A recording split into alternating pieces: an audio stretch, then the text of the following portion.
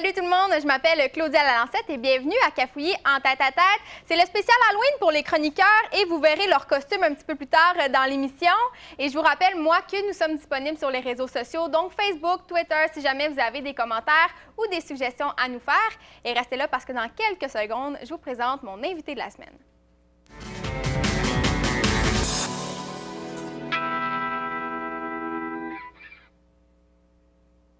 Elle a déjà 3 albums à son actif et on espère tous un 4e bientôt. Elle fait de la radio avec Christian-Marc Gendron à Superman le dimanche soir. Avec moi ce soir, c'est la passionnée de musique et d'actualité culturelle, Marie-Pierre Perrault.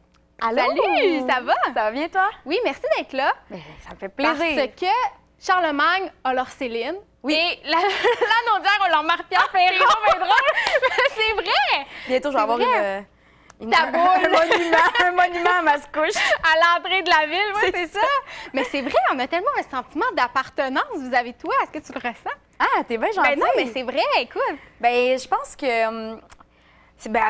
merci. je suis comme déstabilisée parce que c'est un beau compliment.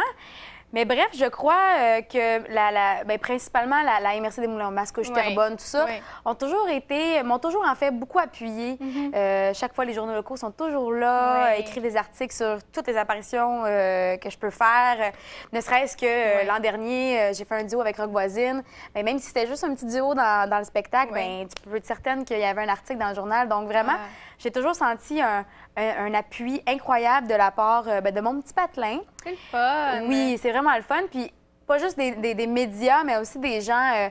Quand je fais le théâtre du Vieux-Terrebonne, j'ai la chance, le privilège de remplir la salle. Puis ça, c'est toujours touchant de voir les gens de mon coin qui se déplacent pour venir m'entendre. Vraiment, ça me touche beaucoup. Donc, et là, tu es ici ce soir. On est tous excités. Non, mais souvent, pour les acteurs, on dit qu'ils sont des enfants de la télé. Mais toi, tu es carrément un enfant de la musique, là. Parce que ça remonte à très loin. Oui, ça remonte à très loin. Bien, enfin, on peut dire un peu, dans mon cas, que je suis une enfant de la télé parce que à 9 ans, moi, j'étais devant la caméra. Au point J, hein? Exactement. C'est ça? Oui. Donc, et en fait, aujourd'hui, j'ai 23 ans. Donc, j'ai vraiment évolué devant la caméra d'une certaine façon. Peut-être pas beaucoup plus en musique, bien évidemment. Ça, c'est certain. On m'a quand même vu à la télévision. Et oui, je suis une enfant de la musique. Moi, ça a bercé mon enfance. J'avais 5 ans, je chantais tout le temps chez moi. Mon auto et ma douche sont mes endroits préférés pour chanter. C'est ma vie, la musique, vraiment. Ça m'accompagne tous les jours. Et c'est sûr que j'ai eu le beau privilège de faire 3 albums jusqu'à maintenant. Donc oui, je peux dire vraiment que je suis une enfant de la musique parce que j'ai été élevée vraiment là-dedans puis que j'ai eu la chance d'évoluer. Mais justement, comme toute bonne petite fille, tu chantais avec ta mère. Et là, toi, c'était pas la brosse, c'était genre le mélangeur du blender, pas du blender, du malaxeur. Ben, c'est ça, exactement. J'ai longtemps appelé ça un fouet, mais c'est pas un fouet qu'on utilise. C'est vraiment là, le malaxeur qu'on utilise pour faire un gâteau. Moi, j'enlevais les deux fouets, dans le fond. C'est un peu ça, comme ça qu'on appelle ça. C'est ton accessoire. Exactement. C'est drôle. Mais tout à l'heure, tu parlais du point J. Oui. Et là, dans le fond, je veux revenir au fait que c'est vraiment le concours avec la famille Dion, je pense, au Nichols de Terrebonne, qui a comme débuté ta carrière. C'est vieux, ça. Vraiment? Mais là, tu avais quel âge? Tu avais 9 ans? Ben en fait, à l'époque, oui, je crois que c'est 9 ou 8. Parce que là, à un moment donné... c'est tellement bien que maintenant, tu oublies les dates. Non, mais oui, j'avais 9 ans. C'était un concours organisé tout simplement pour faire plaisir aux fans de Céline Dion. Donc, si tu étais capable de chanter une chanson de Céline, tu pouvais te présenter à l'émission. Pas à l'émission, pardon, au Nichols, ce soir-là, au concours. Puis moi, ben j'ai gagné. J'ai trouvé ça vraiment drôle parce que moi, je focusais pas... Bon, bien évidemment, le prix était d'avoir une performance à la télévision au point J, mais c'était aussi d'aller voir Céline Dion au Centre Bell. Moi, c'était pas la télé, là. Mais non, Céline! Oh mon Dieu, je m'en vais voir Céline Dion au Centre Bell. C'était vraiment ça qui m'avait accrochée. Puis je suis allée à la télévision vraiment en toute innocence, là. Moi, c'était comme, OK, c'est beau. Puis là, je me suis présentée là, puis pas vraiment de stress parce que je réalisais pas vraiment ce qui se passait. Ben c'est ça. Moi, je chantais. C'est sûr que je voyais Julie Snyder, que j'avais déjà vu à la télévision. Donc ça, c'était quand même assez impressionnant. Il y avait des artistes invités. Je me souviens, à l'époque, il y avait Jean-Michel Anctil sur l'émission, entre autres. Donc c'est sûr que ça, c'était impressionnant. Mais le fait de me dire, OK, il y a beaucoup de personnes à la maison qui m'écoutent en ce moment. Le point J, c'était comme l'émission, là. C'était une très grosse émission qui attirait beaucoup de codes d'écoute. Donc, moi, j'avais pas conscience de ça. Aujourd'hui, je peux te dire que je le sais. Oui, non, c'est ça. Mais à l'époque, c'était vraiment en toute innocence. Moi, j'ai fait ce que j'étais capable de faire du mieux que je pouvais. Donc, j'ai chanté à l'époque, c'était S'il suffisait d'aimer de Céline Dion pour faire un lien avec le concours. Puis après ça, ben écoute, c'est drôle parce que j'ai rencontré une agente qui c'est ça que je voulais dire, parce que là, tu as 9 ans, tu gagnes le concours, tu te retrouves à la télévision avec nul autre que Julie Snyder. Il y a une fille qui est là, elle devient ton agente. C'est allé tellement rapidement. Bien, ça a l'air rapide. Oui, ça a été quand même assez rapide parce que j'étais jeune, mais ça a pris beaucoup de temps avant qu'on signe à l'époque avec ma première agente. Donc, ça a pris quand même beaucoup de temps. Ça s'est pas fait du jour au lendemain parce que faut spécifier que moi, je connais absolument personne dans le domaine artistique. J'ai pas personne de ma famille qui en fait partie. Pas à l'âge de 9 ans, là, tu sais. Non, mais des fois, on peut croire que elle avait un contact dans le milieu. Oui, non. Moi, dans mon cas, vraiment pas. OK. Donc, c'est sûr qu'on tenait beaucoup à se protéger parce que là, c'était tout nouveau. Donc, je te dirais que 3 ou 4 mois après, la signature de contrat s'est faite. Puis là, c'est là que ça a quand même déboulé vite, mais j'ai quand même fait mes classes. Je suis pas arrivée du jour au lendemain. Oui, bon, j'ai fait une grosse télévision parce que j'avais gagné un concours, une grosse émission, pardon. Mais après ça, j'ai quand même fait mes classes. J'ai fait plusieurs petits spectacles. J'ai fait plusieurs participations à des spectacles bénéfices et tout ça pour apprivoiser la scène, apprivoiser le studio. J'ai fait un démo, entre autres. Donc, vraiment pour me familiariser avec tout ça. Puis quand je suis arrivée officiellement, j'étais pas... Bon, je connais pas tout. Puis encore à 23 ans, je connais pas tout. Mais j'étais déjà beaucoup mieux armée que si j'étais arrivée du jour au lendemain, puis OK, go, vas-y. Non, c'est ça. Et là, tu parles d'armes, et là, je vais énumérer quelques cours que tu as fait, parce que là, mon Dieu, dans ta biographie, ça n'arrête plus. Cours de chant traditionnel, cours de chansons populaires, diction, théâtre, danse, j'en oublie sûrement. Mais c'était important pour toi, justement, de dire, bon, peut-être que je suis jeune, mais je veux pas que les gens pensent que j'arrive là tout naïvement. C'est important pour toi, justement, d'ajouter des cordes à ton arc? C'était essentiel. Le théâtre, ça m'a beaucoup aidé pour ma présence sur scène. Oui, j'imagine. J'ai jamais été une personne... En fait, dans la vie, étrangement, je suis une personne qui est très gênée. OK. Mon Dieu, ça paraît pas. Non, je le sais. Mais je suis une personne qui est très gênée. Mais quand je suis dans un contexte où je dois chanter, où je dois performer, c'est bien différent. Je suis pas un personnage sur la scène, mais je deviens quand même d'une certaine... Je sors un peu de mon corps. Je deviens comme un peu... Pas quelqu'un d'autre, mais... Il y a comme un Marie-Pierre deuxième niveau, disons. Et pour moi, c'était vraiment important de danser aussi, de faire de la danse, parce que je voulais être à l'aise sur scène. Généralement, oui, je chante des ballades, mais en spectacle, je m'éclate. Je peux faire du rock, je peux faire un peu tous les styles. Donc, c'est important pour moi de ne pas être plantée comme ça en plein milieu de la scène, puis de ne pas faire un mouvement, puis d'être vraiment gênée puis prise dans une bulle. Donc oui, j'ai pris des cours de guitare aussi. Depuis 2 ans, je suis des cours de guitare. Puis ça a amené une toute autre dimension à ma façon de chanter parce que là, j'entends les notes différemment. Je comprends la progression des chansons, tout ça. Donc c'est vraiment... ça nous amène tellement différentes dimensions pour voir, tant musicales que corporelles. Et puis moi, je trouve que c'est essentiel d'aller explorer. C'est une autre dynamique sur scène avec une guitare. Absolument. Oui, et là, je joue pas encore officiellement. Je me sens pas encore... Tu donnes pas encore des cours, là. Non, vraiment pas. Il y a un début à tout quand même. Absolument. Et bon, tu dis que tu as fait tes classes et ça a vraiment porté fruit. Et là vient ton premier album, en 2002, Parlez-moi. Oui. Mais là, tu avais quel âge? Tu avais comme 12 ans? J'avais 12 ans, oui.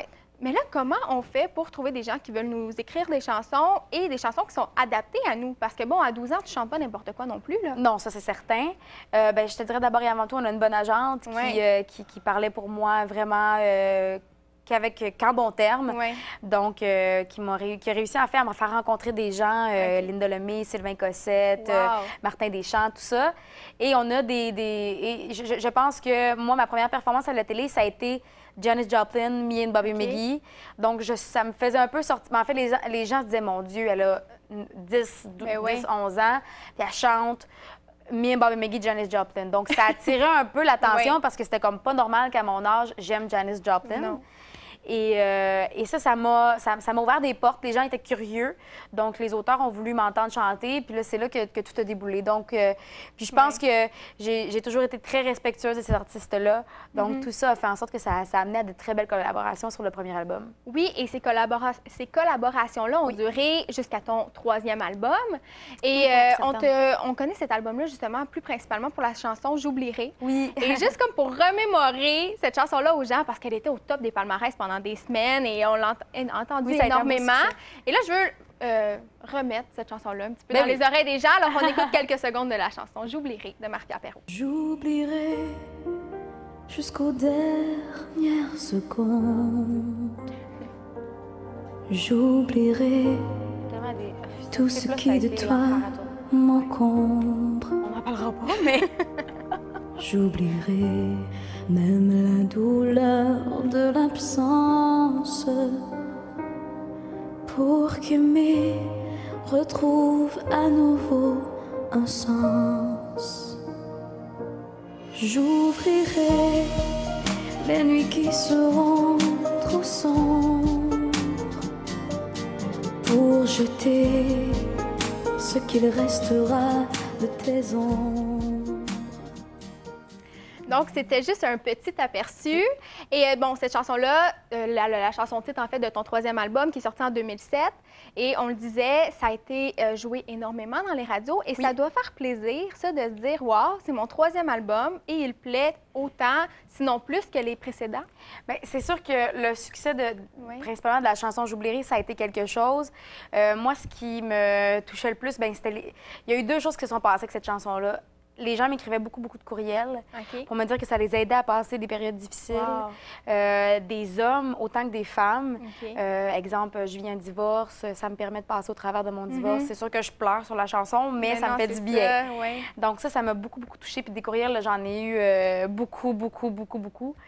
Et c'était aussi la présentation des animateurs à la radio qui me touchait toujours. Je pense beaucoup, principalement, à un bon ami à moi qui est Sébastien Benoît. Et Sébastien, il m'a toujours énormément appuyée. Puis là, il y en a d'autres, mais je pense entre autres à Sébastien parce qu'il y avait à l'époque des top 5, des top 6 là, à la radio, puis tout ça. Puis Sébastien me présentait toujours avec une présentation vraiment... d'éloges. Exactement. À chaque fois, je lui écrivais un courriel, je lui dis merci Sébastien, c'est tellement trop.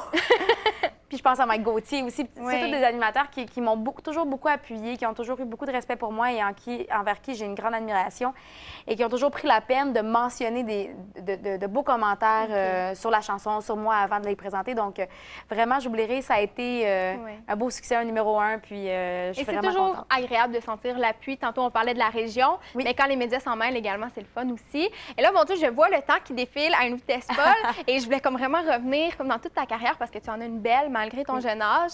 Et là, après ton troisième album, tu décides de prendre une petite pause pour te consacrer à tes études. Absolument. Est-ce que tu as trouvé ça difficile ou est-ce que tu as eu peur de dire, est-ce que je vais être capable de revenir? Est-ce que les gens, bon, jeu de mots plate, là, mais est-ce qu'ils vont m'oublier? Écoute, une vraie humoriste ce soir! Je te dirais, Claudia, que j'ai pas eu peur que les gens m'oublient parce que j'ai quand même continué à faire des choses. J'ai peut-être pas fait... Pardon, je n'ai peut-être pas fait d'album comme tel, mais j'ai continué à être présente sur des plateaux de tournage ou dans des spectacles. Donc, j'ai fait des choses peut-être un peu plus... peut-être un peu moins vues du grand public, mais tout de même.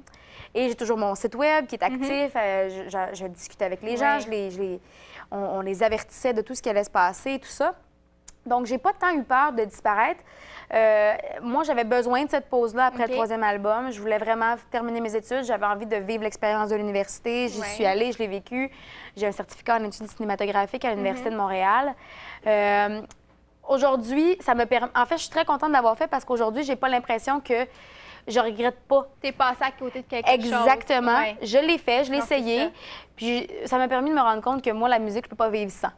Donc, une belle constatation. Exactement. Tu es une passionnée de musique, je l'ai mentionné dans l'introduction, et ça paraît. Et là, les gens t'ont pas oublié, ils t'ont fait vivre un énorme buzz alentour de toi avec l'aventure Glee. Ça m'a aidé beaucoup, ça, à me remettre un peu dans le bain, là, Vraiment, parce que tu as participé à un concours qui était, en fait, il recherchait un nouveau comédien dans l'émission Glee. Et là, sur 10 000 vidéos, tu as réussi à te rendre à la deuxième la plus regardée sur Internet. Donc, rapidement, là, parce que je ne veux pas trop m'éterniser là-dessus, mais ça a été fou, là, cette expérience-là. Ça a été... j'ai fait plus d'entrevues que quand on fait un lancement d'album. Vraiment, j'ai fait mes premières entrevues en anglais sur CBS, tout ça. Non, vraiment, ça a été quelque chose. Les acteurs... Bien, en fait, pas les acteurs, mais les gens des médias, donc on parle justement acteurs, comédiens, humoristes, animateurs, se sont mis à retweeter sur Twitter. Bon, pour ceux qui ne comprennent pas, c'est de rediffuser, en fait. C'est pas tout le monde qui est sur Twitter. Non. Donc, se sont mis à rediffuser mon audition. Et là, ça a été... Moi qui ne voulais pas en parler. Non, je voulais pas en parler. Je voulais cacher ça. Je voulais participer. J'ai fait ça 1 heure avant que le temps d'audition se termine. Oui, mon copain a dit « Non, Marie-Pierre Perrault, il faut que tu le fasses. Tu n'as rien à perdre, voyons donc. » Puis Là, je me suis assise sur le coin de la table, puis j'ai chanté, j'ai chanté une chanson de Carrie Underwood qui me collait, qui était plus mon style. J'ai parlé un petit peu, j'avais rien vraiment de préparé, j'ai un peu improvisé. Et bang, ça a créé l'espèce de buzz médiatique sur les réseaux sociaux principalement. Vraiment, là, j'ai pu constater la force des réseaux sociaux. C'est devenu viral en quelques heures seulement. Et là, je te suivais sur Twitter, et là, en quelques minutes, mon Dieu, tu montais de position, oui. Je montais vite, puis ce qui est devenu un peu, je te disais, un peu stressant, c'est que là, tu vois que ça monte. Puis au début, tu t'attends pas en tout à être, pas du tout, en fait, à être dans le top 1, dans le top 5, là, tu sais. Non, c'est ça. Mais là, top 30, top 20, là, j'étais comme, il y a l'espoir qui grandit. Bien, il y a l'espoir, puis là, tu dis, mon Dieu, tu sais, comme, ça se peut pas. Puis finalement, bien, je me suis rendue deuxième. J'étais la personne la plus cherchée sur le site web. J'étais la deuxième vidéo la plus vue. En tout cas, là, je me mélange. Bref, oui, j'ai 3-4 chiffres là, importants là, qu'il faudrait que je regarde là, parce que je me souviens pas de tout. Ça date quand même il y a maintenant 1 an. Déjà même, 1 an. Ça passe vite. Mais bref, il y a plusieurs émissions qui m'ont prise en entrevue et par la suite, ça a fait grimper les votes. Donc vraiment, là, je remercie tout le monde d'ailleurs qui m'ont appuyé pour ce processus. Tu n'as pas été prise, mais bon, ça t'a tellement apporté beaucoup. Tu as fait tes premières entrevues en anglais, comme tu le mentionnais. Et il faut savoir que c'est une question de casting. Oui, hein? C'est pas de la musique, là. Vraiment, on est dans l'acting, donc on cherche des acteurs. Donc c'est très typé aussi pour une émission comme Glee. On cherche des gens qui vont avoir peut-être une nationalité différente, qui vont avoir une particularité vraiment physique très importante. Donc, je me dis pas que j'étais pas bonne, mais plutôt que peut-être il y avait une idée précise au niveau du casting. Ça sera pour une prochaine fois. Tu dis d'ailleurs que si le concours se représente, tu vas aller directement à New York faire les auditions. J'aimerais vraiment ça. Je te le souhaite, vraiment. Merci. Et là, pour terminer, j'ai mentionné tout à l'heure que tu faisais maintenant de la radio. Oui. Avec Christian-Marc Gendron, Superman, le dimanche soir. Absolument. Comment c'est arrivé, ça, dans ta vie? Christian, c'est un gars qui est un de mes très, très grands amis dans le milieu. C'est notre préféré aussi. Oui, je le sais, je sais. 50 fois qu'il vient. Christian, c'est vraiment un de mes meilleurs amis dans le milieu et il m'appelle comme ça un vendredi soir d'été puis il me dit « Marie-Pierre, j'ai le goût de faire une émission de radio puis j'aimerais ça que tu sois ma chroniqueuse. » Crime. OK. Fait que moi, j'ai trouvé ça vraiment drôle au début. Puis finalement, je me suis dit « pourquoi pas? » C'est mon super bon ami. Il me proposait de faire des perfos parfois en studio, tout ça. Moi, ça me plaisait vraiment, puis j'adore travailler avec Christian. Donc j'ai embarqué dans l'aventure. On est à notre 2e saison, si on calcule. On a fait l'été et là, on est rendu à notre saison d'automne. Ça a été renouvelé. Donc, tous les dimanches soirs, Christian, moi, on a un chroniqueur politique. Un invité à chaque semaine. Un invité à chaque semaine. Et c'est ça, on discute, on fait des entrevues, puis on fait 3-4 chansons que je mets toujours sur ma page YouTube aussi par la suite. Donc, vraiment, non, j'ai beaucoup, beaucoup de plaisir à faire ça, sincèrement. Mais là, est-ce que c'est dans tes plans de peut-être devenir une animatrice radio un jour? Pas du tout. Non, même pas? Non, bien, c'est sûr que si on m'approchait pour un contrat dans ce genre-là, je l'étudierais bien comme il faut, puis j'y penserais 2 fois avant de dire non, tu sais. Mais d'abord et avant tout, je suis une chanteuse. Moi, j'ai accepté cette émission-là parce que j'avais la chance de pouvoir chanter avec Christian. Donc, j'aurais de la difficulté juste faire du parler. Donc, moi, vraiment, mon but, c'est de chanter. Donc, dans ce contexte-là, ça fonctionne, mais peut-être pas dans un autre contexte. Mais ça, on ne sait jamais. J'ai toujours fonctionné au coup de cœur. C'est exact. Tu m'enlèves les mots de la bouche. C'est exactement ce que j'allais dire, dans le sens que tu dis que tu fonctionnes sur des coups de cœur, les projets qui t'intéressent, tu dis oui. Mais toi, c'est quel genre de projet qui te stimule dans la vie? Ben tout. En fait, il n'y a pas grand-chose que j'ai pas envie de faire. Moi, moindrement que c'est bien organisé puis que j'ai la chance de chanter avec des gens que j'apprécie, go. Généralement, je suis toujours partante pour ce genre de choses-là. La musique, quand ça touche la musique, c'est sûr que ça m'emballe. Je suis une personne aussi qui accorde beaucoup d'importance aux Français, aux enfants et tout ça. Donc, quand on parle de la langue française, quand on parle d'aider des jeunes avec l'école ou quoi que ce soit, moi, c'est des choses qui me touchent beaucoup. Donc, moindrement... Moi, si je me trompe, mais tu n'as pas déjà participé à une espèce de projet d'organisation scolaire? Bien, en fait, non. Non? Moi, j'ai une petite compagnie toute petite, mais qui est vraiment...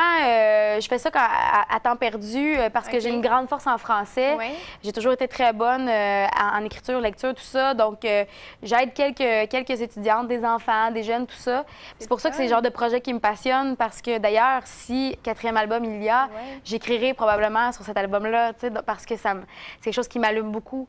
Donc voilà pourquoi c'est le genre de projet qui m'intéresse automatiquement. Mais l'écriture, j'ai déjà lu que tu as dit, moi, dans la vie, je suis une interprète, je suis pas nécessairement une écrivaine ou une auteure-compositeur.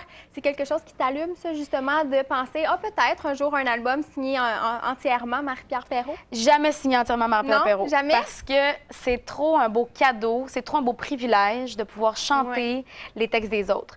Quand quelqu'un dit, Marie-Pierre ou peu importe l'artiste, je t'offre ma chanson et je veux que ce soit toi qui la chante, c'est magique. Moi, je l'ai vécu sur le premier et le deuxième album, parce que le troisième, c'est un album de reprise avec une originale, par contre. Donc, et quand tu l'as vécu, c'est dur de ne pas avoir envie de répéter l'expérience. Donc, mais j'aimerais beaucoup peut-être collaborer avec des gens qui ont envie d'écrire avec moi. Mettons, là, dans tes rêves? Ah, mon Dieu, dans mes rêves! Il y en a ben trop! Le premier qui te passe par la tête. OK, c'est sûr que j'aimerais beaucoup... Ah non, attends. J'adorerais écrire avec Christian Marc. Oui? Parce que Christian, c'est mon ami qui est très près de moi. Puis j'ai l'impression que je peux lui présenter n'importe quoi que j'ai déjà écrit. Je ne serais pas gênée de lui montrer ce que, en cachette, j'écris, dans le fond. Mais lui, tu as déjà écrit une chanson aussi sur ton troisième album. Absolument. Si une pièce qui s'appelle « C'est dans tes yeux ». Oui. Donc, je serais probablement très à l'aise de lui présenter parce que je suis hyper... Tu sais, je le disais tantôt un peu, je suis gênée. Hein, donc, de présenter ces textes, c'est quelque chose. Intime, oui. Oui. Puis j'aimerais beaucoup travailler avec la relève. Ah? Mais pas là, je dis la relève, c'est pas vraiment la relève. C'est des gens qui travaillent très fort puis qui sont pas nécessairement considérés relève, mais des auteurs jeunes. Puis je pense, puis là, parce que je pense à ça, parce que je l'ai vu cette semaine, mais Ariane Brunet, entre autres, qu'on connaît toutes les deux. Oui. Ariane, elle n'a pas 30, 40 ans, mais c'est des jeunes qui écrivent quand même très bien. Puis même Ariane écrit merveilleusement bien. Ariane vient ici le 8 novembre, donc tu viendras faire un tour sur le plateau. Et là, Marie-Pierre, on s'en va rejoindre nos chroniqueurs qui sont déguisés à l'occasion de l'Halloween. Oui. Mais merci d'être là et ça continue dans quelques secondes. Parfait.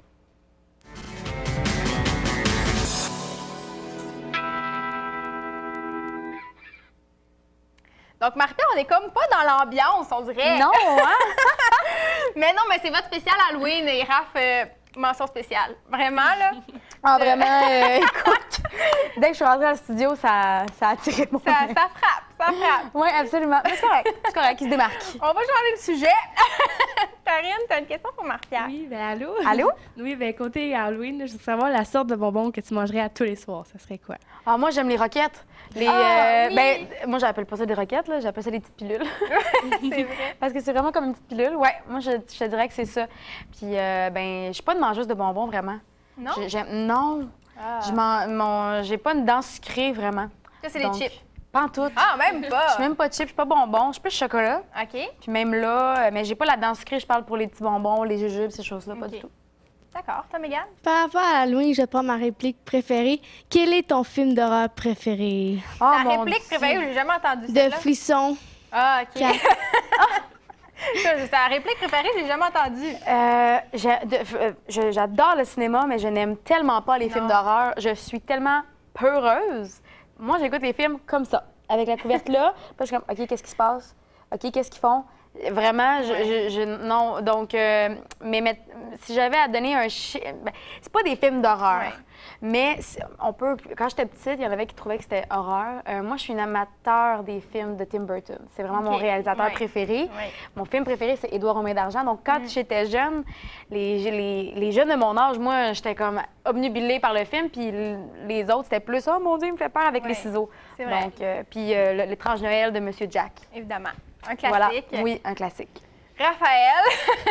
Je voulais savoir ton... En toute crédibilité. C'est crédible. Ton pire costume d'Halloween et ton meilleur costume d'Halloween que, d'après toi, là, que tu as porté. Là. OK. Le pire, c'est très, très facile. J'étais au primaire, si je me trompe pas. C'était la dernière fois que je passais l'Halloween. Donc, je pense que j'étais peut-être 4e ou 5e année. Et il faisait tellement froid dehors. Donc, j'étais déguisée en clown, mais vraiment comme un clown disco. En tout cas, chez nous, on n'a pas été vraiment... Chez nous, ma mère, on avait beaucoup de costumes, mais jamais rien qui qui allaient ensemble. On créait son propre costume. Exactement. Ouais, Donc, regarde, on va prendre ce qu'on a dans la boîte, puis on va créer quelque chose. Donc, j'avais les cheveux blancs, boule disco, avec le nid de clown, puis le gros maquillage, et l'assaut d'hiver. Ouais. Donc, vraiment l'ensemble au complet. Donc, ça, c'était un petit peu... Un One Piece. Ouais, genre presque. Donc, ça, c'était vraiment pas terrible. Ouais. Puis, mon meilleur, ben c'est pas tellement mon meilleur, mais c'est celui que j'ai utilisé le plus souvent. C'est mon costume d'ange, comme toi. Ah. Donc, je l'ai porté le plus souvent à différentes occasions, en espérant que les gens se souviennent pas que l'année d'avant, j'étais déguisée comme ça. Voilà.